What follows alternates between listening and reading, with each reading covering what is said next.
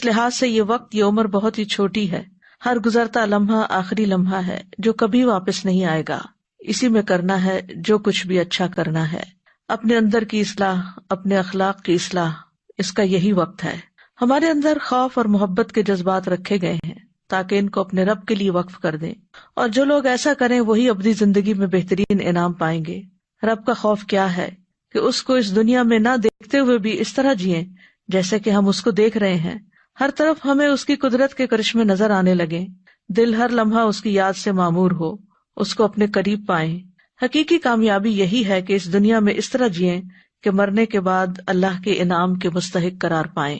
تو یہ سورۃ الرحمن کی آیت نمبر 46 ہے. وَلِمَنْ خَافَ مَقَامَ رَبِّهِ جَنَّتَانِ، اس شخص کے لیے جو اپنے رب کے سامنے قیامت کے دن کھڑا ہونے سے ڈرتا ہے اور اس ڈر کی وجہ سے اس نے برے کام چھوڑ دیے اور جن کاموں کا اس کو حکم دیا گیا اس نے ان کی تعمیل کی.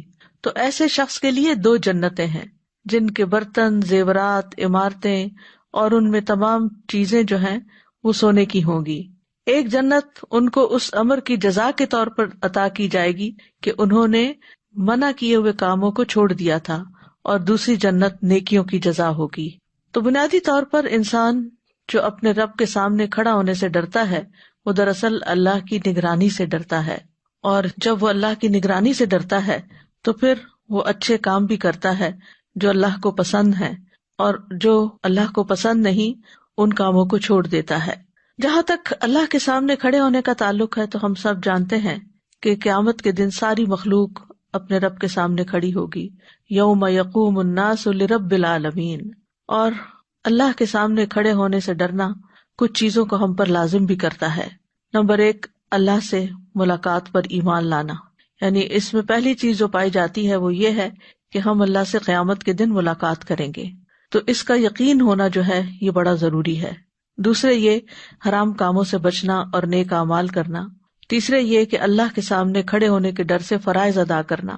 عبداللہ بن عباس کہتے ہیں جو مومن اللہ کے سامنے کھڑے ہونے سے ڈرتے ہیں اور اپنے فرائض ادا کرتے ہیں تو اللہ نے ان سے جنت کا وعدہ کر رکھا ہے.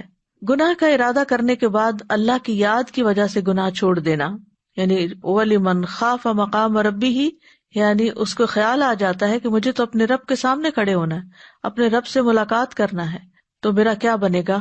اور اس طرح انسان اس برے کام کو اللہ کی نگرانی کو ذہن میں رکھتے ہوئے چھوڑ دیتا ہے اور اس کی بجائے نیکی کا رستہ اختیار کر لیتا ہے. ضحاک کہتے ہیں کہ یہ اس آدمی کے لیے ہے جو تنہائی میں اور ظاہر میں اللہ کی نگرانی کو ذہن میں رکھتا ہے اور حرام میں جو کچھ سامنے آتا ہے وہ اس کو اللہ کے ڈر سے چھوڑ دیتا ہے، اور وہ جو بھی نیکی کا عمل کرتا ہے اس کو اللہ کی طرف پہنچا دیتا ہے اور پسند نہیں کرتا کہ اس کے نیک عمل سے کوئی آگاہ ہو. یعنی وہ خفیہ طریقے سے خاموشی کے ساتھ چھپا کر نیکیاں کرتا ہے، اپنی نیکیوں کا اشتہار نہیں دیتا. اس کا مطلب یہ بھی ہے کہ اللہ کے ڈر سے انسان اپنی خواہشات کو ترک کر دے. قرآن مجید میں آتا ہے وَأَمَّا مَنْ خَافَ مَقَامَ رَبِّهِ وَنَهَى النَّفْسَ عَنِ الْهَوَى فَإِنَّ الْجَنَّةَ هِيَ الْمَأْوَى. اور رہا وہ شخص جو اپنے رب کے سامنے کھڑا ہونے سے ڈر گیا اور اس نے نفس کو خواہش سے روک لیا تو بے شک جنت ہی اس کا ٹھکانہ ہے. وَنَهَى النَّفْسَ عَنِ الْهَوَى. اور یہ اسی وقت ہو سکتا ہے جب انسان کے دل میں یہ یقین ہو کہ مجھے ایک دن رب کو جا کے ملنا ہے اور اس کے سامنے کھڑے ہونا ہے. قتادہ کہتے ہیں کہ بے شک مومن اس مقام میں اللہ کے سامنے کھڑے ہونے سے ڈرتے ہیں، وہ اللہ کے لیے عمل کرتے ہیں اور دن رات اس پر قائم بھی رہتے ہیں.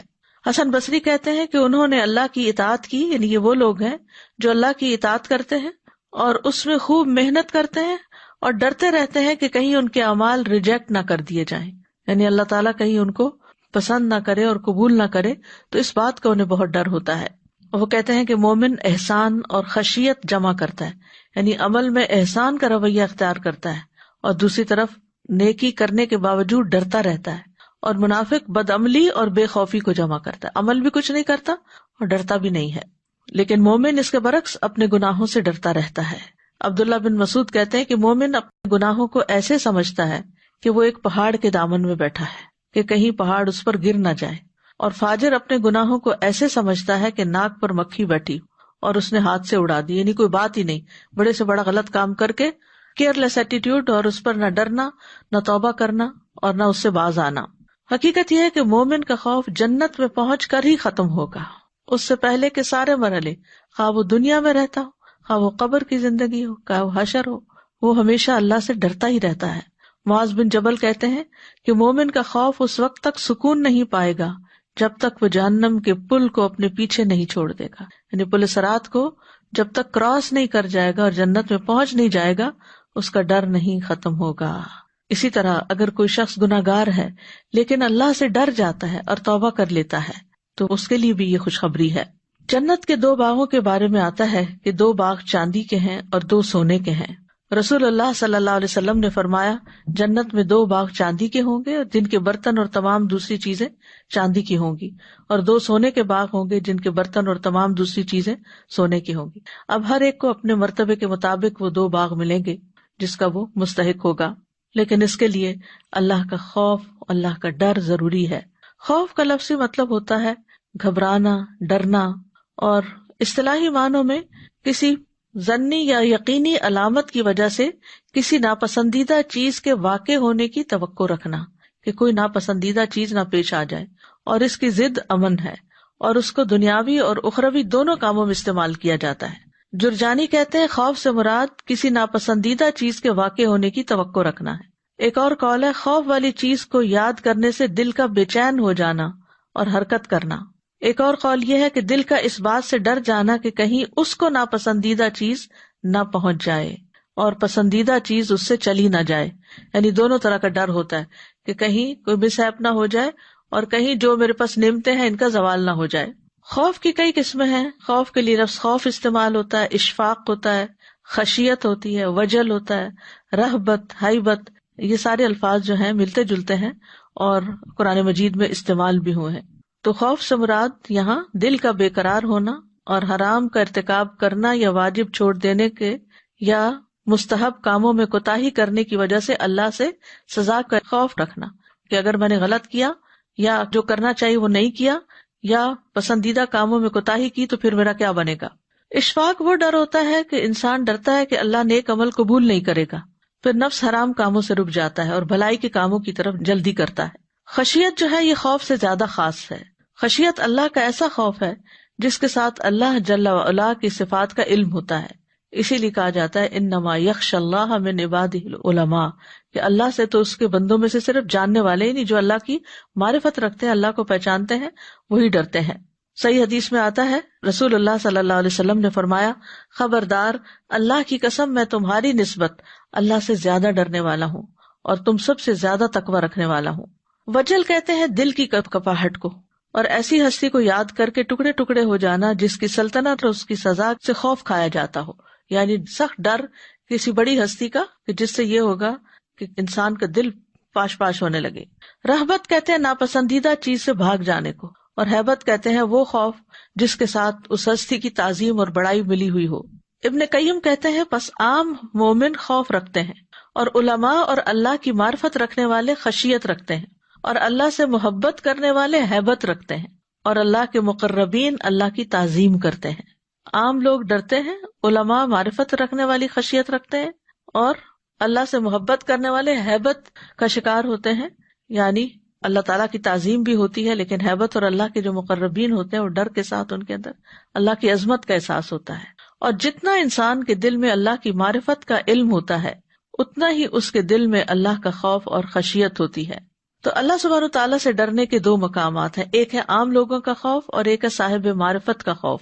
جو پہلا خوف ہے وہ اللہ کے عذاب سے ڈرنے کا ہے، اور یہ عام لوگوں کا خوف ہے، اور خوف کی یہ قسم جنت اور جہنم پر ایمان لانے کی وجہ سے ہوتی ہے، اور اس بات پر ایمان لانا کہ جنت اور جہنم اطاعت اور نافرمانی کا بدلہ ہے۔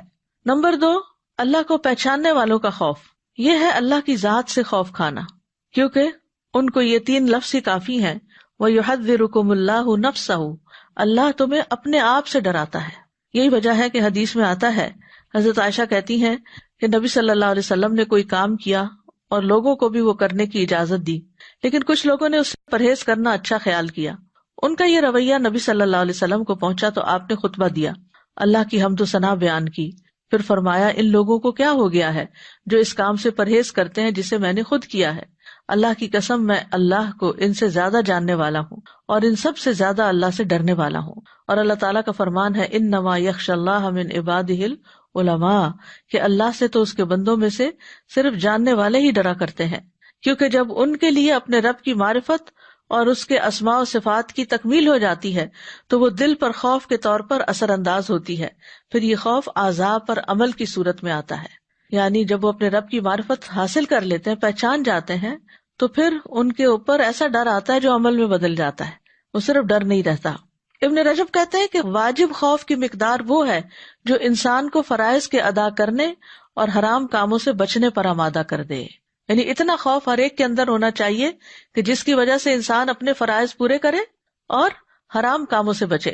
اگر خوف اس سے زیادہ ہو جائے تو وہ نفس کو نفلی نیکیوں میں کمر بستہ کرنے اور ناپسندیدہ کاموں کی باریکیوں سے رک جانے پر آمادہ کرے اور فضول مباح کاموں میں فراخی سے بیزاری پیدا کرے، تو یہ خوف زیادہ پسندیدہ ہوگا۔ اللہ کا ایسا خوف جو پسندیدہ نہیں۔ اگر خوف اس سے بڑھ جائے کہ انسان بیمار ہو جائے یا ہلاک ہو جائے یا چمٹ جانے والے غم میں پڑ جائے، ڈپریشن میں مبتلا ہو جائے، تو اس طرح کہ وہ اس کو اللہ کے مطلوب اور پسندیدہ فضیلت والے کاموں کو حاصل کرنے سے روک دے، تو یہ خوف پسندیدہ نہیں ہوگا۔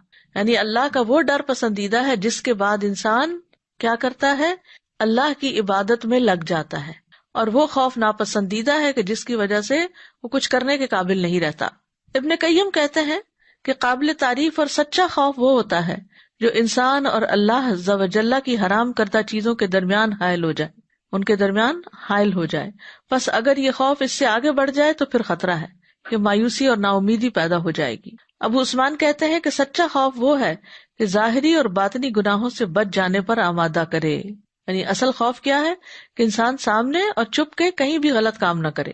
ایک طبعی خوف بھی ہوتا ہے، اس پر بندے کو ملامت نہیں کی جاتی، بشرطے کہ یہ خوف واجب کو چھوڑنے یا کسی حرام فعل کے ارتکاب کی طرف نہ لے جائے، اور اگر وہ خوف بلا وجہ ہو یا اس کی وجہ کمزور ہو، جیسا کہ کوئی اندھیرے سے ڈرتا ہو یا اس خوف کا سبب کوئی وہم ہو، تو یہ خوف قابل مذمت ہے، یہ بھی پسندیدہ خوف نہیں ہے۔ تو اللہ سے ڈرنے کا معیار کیا ہے؟ نبی صلی اللہ علیہ وسلم نے فرمایا، تم اللہ سے اس طرح ڈرو گویا تم اللہ کو دیکھ رہے ہو۔ اگر یہ مرتبہ حاصل نہ ہو تو کم از کم اتنا یقین رکھو کہ اللہ تمہیں دیکھ رہا ہے۔ لیکن یہ یاد رکھیے کہ خوف کے ساتھ محبت کا ہونا بھی ضروری ہے۔ مومن کے دل میں جتنا اللہ کا ڈر ہو اتنی ہی اس سے اچھی امید بھی ہونی چاہیے، جبکہ اللہ کی محبت سب سے زیادہ ہونی چاہیے۔ محبت توحید کی شرائط میں سے ایک شرط ہے۔ والذین آمنوا اشد حبا للہ، ایمان والے ہی سب سے زیادہ اللہ سے محبت رکھتے ہیں۔ تو ہمیں امید اور خوف دونوں کے ساتھ اپنے رب کو پکارنا چاہیے۔ قرآن مجید میں آتا ہے، اولئک الذین یدعون یبتغون الی ربہم الوسیلۃ ایہم اقرب ویرجون رحمتہ ویخافون عذابہ ان عذاب ربک کان محذورا۔ یہ سورۃ بنی اسرائیل کی آیت 57 ہے۔ جنہیں یہ لوگ پکارتے ہیں وہ تو خود اپنے رب کی طرف وسیلہ تلاش کرتے ہیں کہ کوئی اس سے قریب تر ہو جائے، وہ اس کی رحمت کے امیدوار رہتے ہیں اور اس کے عذاب سے ڈرتے ہیں۔ بلا شبہ آپ کے رب کا عذاب ڈرنے کی چیز ہے۔ تو اس سے کیا پتہ چلتا ہے کہ خوف کے ساتھ رحمت کے امیدوار ہونا بھی ضروری ہے۔ پیغمبروں کی صفت آئی ہے، انہم کانوا یسارعون فی الخیرات ویدعوننا رغبا ورہبا وکانوا لنا خاشعین۔ بے شک وہ نیکیوں میں جلدی کرتے تھے اور ہمیں رغبت اور خوف سے پکارتے تھے، اور وہ ہمارے ہی لیے عاجزی کرنے والے تھے۔ پھر یہ کہ خوف کے ساتھ مٹھاس اور اطمینان کا ہونا بڑا ضروری ہے۔ یعنی مومن جب اللہ سے ڈرتا ہے تو اس کے اندر کڑواہٹ نہیں آتی بلکہ ایمان کی حلاوت آتی ہے۔ اللہ تعالیٰ فرماتے ہیں، وَادْعُوهُ خَوْفًا وَطَمَعًا إِنَّ رَحْمَتَ اللَّهِ قَرِيبٌ مِّنَ الْمُحْسِنِينَ۔ اسے خوف اور طمع سے پکارو، بے شک اللہ کی رحمت نیکی کرنے والوں کے قریب ہے۔ پھر یہ کہ اللہ کا خوف ہمیں اللہ کے قریب کرتا ہے۔ اللہ عز و جل کا خوف خوش قسمتی کی علامت ہے، کیونکہ انسان اپنے ہی پیدا کرنے والے سے ڈرتا ہے۔ یہ خوف عزت کا باعث ہے کیونکہ یہ انسان کو اللہ سے جوڑ دیتا ہے، انسان اللہ کی طرف پلٹ آتا ہے۔ اللہ سے ڈرنے کی اہمیت اور فضیلت کیا ہے؟ اللہ سے ڈرنے کی اہمیت اور اس کی فضیلت، اللہ کا خوف لازم ہے، یہ راستے کی منزلوں میں سے سب سے بڑی منزل ہے اور دل کے لیے بہت زیادہ مفید ہے۔ یہ ہر شخص پر فرض ہے، جیسا کہ ابن قیم کہتے ہیں کہ اللہ سے ڈرنا واجب ہے، جو نہیں ڈرتا وہ گناہگار ہے۔ یعنی ہم یہ نہیں کہہ سکتے کہ اللہ ہے صرف پیار ہی پیار، اللہ تعالیٰ سزا بھی دیتا ہے۔ صرف اللہ سے ڈرنے کا حکم ہے۔ وَإِيَّايَ فَارْهَبُونَ، لوگوں کی بجائے بھی اللہ سے ڈرنا چاہیے، جیسے سورۃ المائدہ میں آتا ہے، فَلَا تَخْشَوُا النَّاسَ وَاخْشَوْنِی، تم لوگوں سے نہ ڈرو اور مجھ سے ڈرو۔ کبھی خوف حرام بھی ہوتا ہے، جیسے غیر اللہ سے ڈرنا، جس طرح اللہ سے ڈرا جاتا ہے یا اس سے بھی زیادہ ڈرنا، یہ اللہ کے ساتھ شرک ہے۔ یہ ایسا ہی ہے جیسا کہ غیر اللہ سے اس طرح محبت کرنا جس طرح کی محبت اللہ سے کی جاتی ہے یا اس سے بھی بڑھ کر۔ اللہ سبحانہ وتعالیٰ قرآن مجید میں فرماتے ہیں وَلَقَدْ وَصَّيْنَا الَّذِينَ أُوتُوا الْكِتَابَ مِنْ قَبْلِكُمْ وَإِيَّايَ أَنِ اتَّقُوا اللَّهَ، اور بلا شبہ ہم نے ان لوگوں کو جنہیں تم سے پہلے کتاب دی گئی اور تمہیں بھی تاکیدی حکم دیا کہ اللہ کا تقوی اختیار کرو، یعنی اللہ سے ڈرو۔ اللہ سبحانہ وتعالیٰ اپنی ذات سے بندوں کو ڈراتا بھی ہے۔ سورۃ الزمر میں آتا ہے لَهُم مِّن فَوْقِهِمْ ظُلَلٌ مِّنَ النَّارِ وَمِن تَحْتِهِمْ ظُلَلٌ ذَلِكَ يُخَوِّفُ اللَّهُ بِهِ عِبَادَهُ يَا عِبَادِ فَاتَّقُونِ، ان کے لیے ان کے اوپر سے آگ کے سائبان ہوں گے اور ان کے نیچے سے بھی سائبان ہوں گے، یہ ہے وہ جس سے اللہ اپنے بندوں کو ڈراتا ہے، اے میرے بندوں پس تم مجھ سے ہی ڈرو۔ ابن کثیر کہتے ہیں کہ اللہ اس جہان کی خبریں اس لیے بیان فرماتا ہے تاکہ اس سے بندوں کو ڈرائے، تاکہ وہ حرام اور گناہ کے کاموں سے بچ جائیں۔ یا عبادی فتقون، یعنی میری گرفت، میری سزا اور میرے عذاب سے ڈرتے رہیں۔ اللہ اپنے بندوں کو ڈرانے کے لیے کچھ نشانیاں بھیجتا ہے۔ ابو موسیٰ کہتے ہیں کہ نبی صلی اللہ علیہ وسلم کے زمانے میں سورج کو گرہن لگ گیا، آپ تیزی سے اٹھے، آپ کو خوف لاحق ہوا کہ کہیں قیامت تو نہیں آ گئی، یہاں تک کہ آپ مسجد میں تشریف لے آئے۔ آپ کھڑے ہوئے، بہت طویل رکوع اور سجدے کے ساتھ نماز پڑھتے رہے۔ رابی ابو موسیٰ کہتے ہیں میں نے آپ کو کبھی نہیں دیکھا کہ کسی نماز میں آپ نے ایسا کیا ہو۔ پھر بے شک آپ نے فرمایا یہی نشانیاں ہیں جو اللہ بھیجتا ہے، یہ کسی کی موت یا کسی کی زندگی کی وجہ سے نہیں ہوتی، بلکہ اس لیے اللہ ان کو بھیجتا ہے کہ ان کے ذریعے سے اپنے بندوں کو قیامت کے دن سے خوف دلائے۔ تو اس سے کیا پتہ چلتا ہے کہ اللہ تعالیٰ مختلف طرح کے حالات، واقعات دنیا میں اس طرح پیدا کرتا ہے تاکہ لوگ اللہ کی طرف رجوع کریں، اللہ کی طرف پلٹیں اور اللہ سے ہدایت مانگیں، اپنے گناہوں پر توبہ کریں اور اللہ کے سامنے کھڑے ہونے سے ڈریں۔ سورۃ الزمر میں آتا ہے لَهُم مِّن فَوْقِهِمْ ظُلَلٌ مِّنَ النَّارِ وَمِن تَحْتِهِمْ ظُلَلٌ ذَلِكَ يُخَوِّفُ اللَّهُ بِهِ عِبَادَهُ يَا عِبَادِ فَاتَّقُونِ، ان کے لیے ان کے اوپر سے آگ کے سائبان ہوں گے اور ان کے نیچے سے بھی ہوں گے، یہ وہ ہے جس سے اللہ اپنے بندوں کو ڈراتا ہے، اے میرے بندوں پس تم مجھ سے ڈرو۔ خوف اور ایمان لازم و ملزوم ہے۔ حافظ ابن حجر کہتے ہیں کہ بے شک خوف اعلیٰ مقامات میں سے ایک مقام ہے اور ایمان کی لازمی چیزوں میں سے ہے۔ سورۃ آل عمران میں آتا ہے فَلَا تَخَافُوهُمْ وَخَافُونِ إِن كُنتُم مُؤْمِنِينَ، تم ان سے مت ڈرنا، مجھ سے ڈرنا اگر تم مومن ہو۔ تو اس آیت میں اکیلے اللہ سے ڈرنے کا حکم دیا جا رہا ہے اور یہ ایمان کا لازمی جزو ہے۔ جتنا انسان کے دل میں ایمان ہوتا ہے وہ اتنا ہی زیادہ اللہ سے ڈرتا ہے۔ نیک بندے اور خالص دل کے حامل لوگ ہمیشہ اللہ سے ڈرتے ہیں، یہ انبیاء کی صفت بھی ہے، فرشتوں کی صفت بھی ہے۔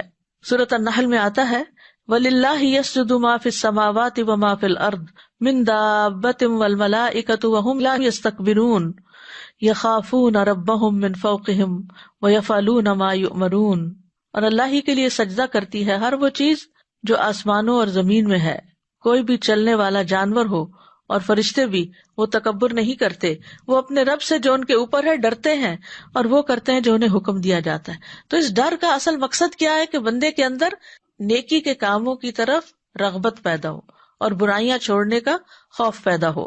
میکائیل علیہ السلام بھی اللہ سے ڈرتے ہیں۔ جب سے جہنم پیدا ہوئی ہے میکائیل علیہ السلام کبھی نہیں ہنسے۔ جبرائیل علیہ السلام جن کی بہت شان اور مرتبہ ہے، رسول اللہ صلی اللہ علیہ وسلم نے فرمایا میں اسراء والی رات بلند مرتبہ فرشتوں کے پاس سے گزرا اور جبریل اللہ کی خشیت کی وجہ سے بوسیدہ پالان کی طرح لگ رہے تھے۔ ابراہیم علیہ السلام بھی اپنے رب سے ڈرتے تھے، حالانکہ اللہ تعالیٰ نے ان کو اپنا دوست بنا لیا تھا۔ وہ کہتے ہیں یا ابت انی اخاف ان یمسک عذاب من الرحمن، اے میرے باپ میں بے شک ڈرتا ہوں کہ تجھ پر رحمان کی طرف سے کوئی عذاب نہ آ پڑے، فتکون للشیطان ولیا، پھر تو شیطان کا ساتھی بن جائے۔ نوح علیہ السلام بھی اللہ سے ڈرتے تھے، وہ کہتے ہیں اپنی قوم کو انی اخاف علیکم عذاب یوم عظیم۔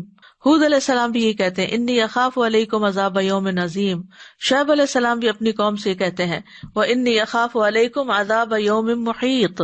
نبی صلی اللہ علیہ وسلم بھی اللہ سے ڈرتے ہیں قل انی اخاف ان عصیت ربی عذاب یوم عظیم، کہہ دو بے شک میں ایک بہت بڑے دن کے عذاب سے ڈرتا ہوں اگر میں اپنے رب کی نافرمانی کروں۔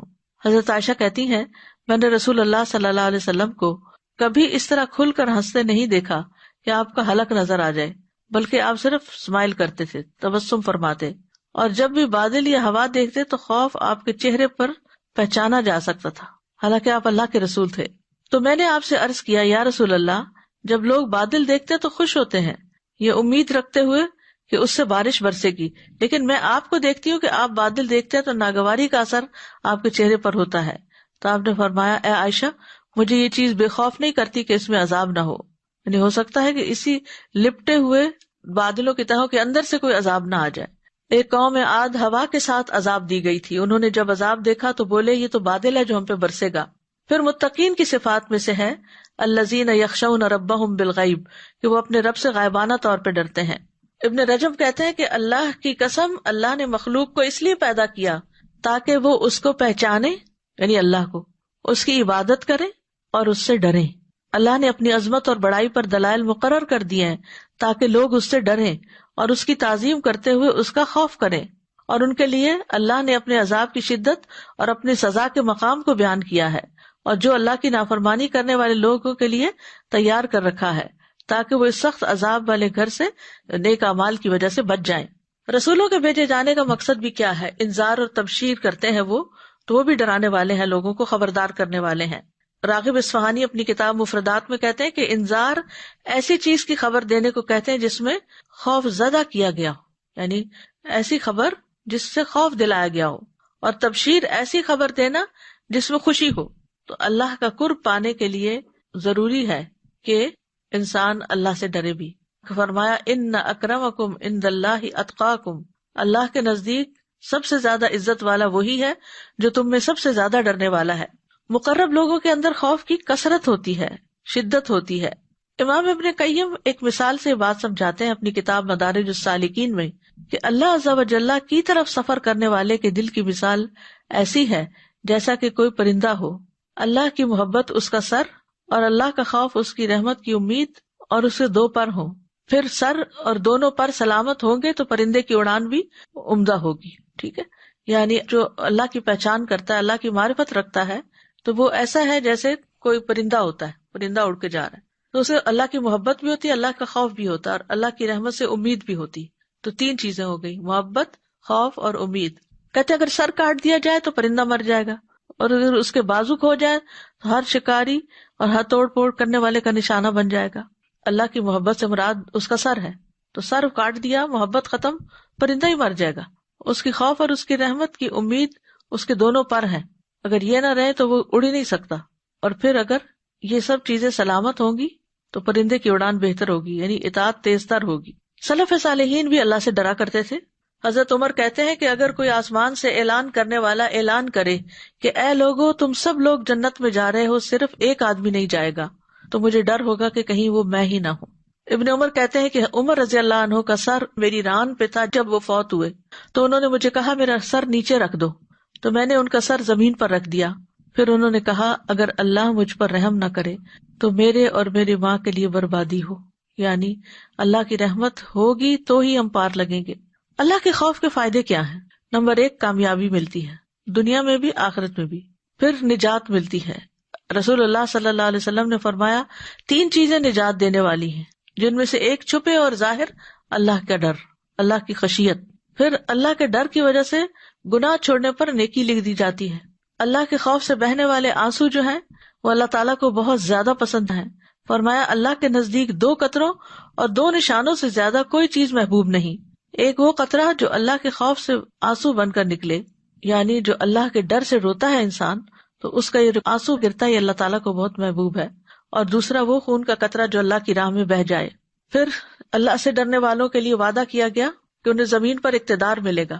اللہ سے ڈرنے کی مناسبت سے مخلوق کا بھی اس بندے سے ڈرنا. یحییٰ بن معاذ کہتے ہیں کہ جس قدر آپ اللہ سے محبت کرتے ہیں اتنا ہی مخلوق آپ سے محبت کرتی ہے، اور جتنا آپ اللہ سے ڈرتے ہیں مخلوق اتنا ہی آپ سے ڈرتی. کتنی دلچسپ بات ہے یہ، یعنی جتنی آپ کو اللہ سے محبت ہے لوگ بھی اتنا ہی آپ سے محبت کریں گے، اور جتنا آپ اللہ سے ڈریں گے مخلوق بھی اتنی آپ سے ڈرے گی، اور جتنا آپ اللہ کی ذات میں مصروف رہتے ہیں اتنا ہی مخلوق آپ کے کام میں مصروف رہتی ہے. خوف گناہوں کی معافی کا ذریعہ بھی ہے. ایک شخص جو اللہ سے ڈرتا تھا لیکن اس کے پاس نیک عمل نہیں تھے، تو اس نے اپنی اولاد کو کہا جب میں مر جاؤں مجھے جلا دینا اور میری راکھ کو پھر جس دن تیز ہوا چل رہی ہے سمندر میں بہا دینا. جب وہ فوت ہو گیا تو اللہ تعالیٰ نے پانی کے فرشتوں کو حکم دیا کہ سارے ذرات اس کے اکٹھے کر لائیں. ہوا کے فرشتوں کو حکم دیا وہ اکٹھا کر لائیں اس کا سٹاف. تو اب اس کو ایک انسان بنا کر اللہ کے حضور کھڑا کیا گیا. تو اللہ تعالیٰ نے پوچھا اس کام پر تجھے کس چیز نے مجبور کیا تھا؟ اس نے کہا یا رب آپ کے خوف کی وجہ سے. اس پر اللہ تعالیٰ نے اس کی بخشش فرما دی. پھر قرآن مجید سے پتہ چلتا ہے کہ مغفرت اور اجر کبیر کا باعث ہے خوف. ان الذین یخشون ربہم لہم مغفرۃ و اجر کبیر. یقیناً جو لوگ اپنے رب سے بن دیکھے ڈرتے ہیں ان کے لیے بہت بڑی بخشش اور بہت بڑا اجر ہے. کہ آج دنیا میں ڈرنا جو ہے وہ قیامت کے دن امن کا باعث ہوگا، حساب کے دن کا اطمینان ہوگا، عرش الہی کا سایہ ملے گا. سبعۃ یظلھم اللہ رجل ذکر اللہ ففاضت عیناہ. نبی صلی اللہ علیہ وسلم نے فرمایا 7 طرح کے لوگ وہ ہیں جنہیں اللہ تعالیٰ اپنے سائے میں جگہ دے گا. ان میں سے ایک وہ شخص بھی ہے جس نے اللہ کو یاد کیا تو اس کی آنکھیں بہہ پڑی. جو شخص اللہ سے ڈرتا ہے اللہ تعالیٰ اس سے راضی ہوتا ہے. سورۃ البینہ میں آتا ہے رضی اللہ عنہم ورضوا عنہ ذالک لمن خشی ربہ. اللہ ان سے راضی ہو گیا، وہ اللہ سے راضی ہو گئے. یہ اس کے لیے ہے جو اپنے رب سے ڈرے. اللہ تعالیٰ سے خوف کی قوت اور نتائج کیا ہیں؟ اللہ تعالیٰ کا حکم ماننا آسان ہو جاتا ہے. نماز کے بارے میں آتا ہے وَاسْتَعِينُوا بِالصَّبْرِ وَالصَّلَاةِ وَإِنَّهَا لَكَبِيرَةٌ إِلَّا عَلَى الْخَاشِعِينَ الَّذِينَ يَظُنُّونَ أَنَّهُمْ مُلَاقُو رَبِّهِمْ وَأَنَّهُمْ إِلَيْهِ رَاجِعُونَ. اور صبر و نماز سے مدد لو. بلا شبہ نماز بھاری ہے مگر عاجزی کرنے والوں پر نہیں، خاشعین پر نہیں، جو یہ یقین رکھتے ہیں کہ وہ اپنے رب سے عنقریب ملنے والے ہیں اور اسی کی طرف واپس جانے والے ہیں.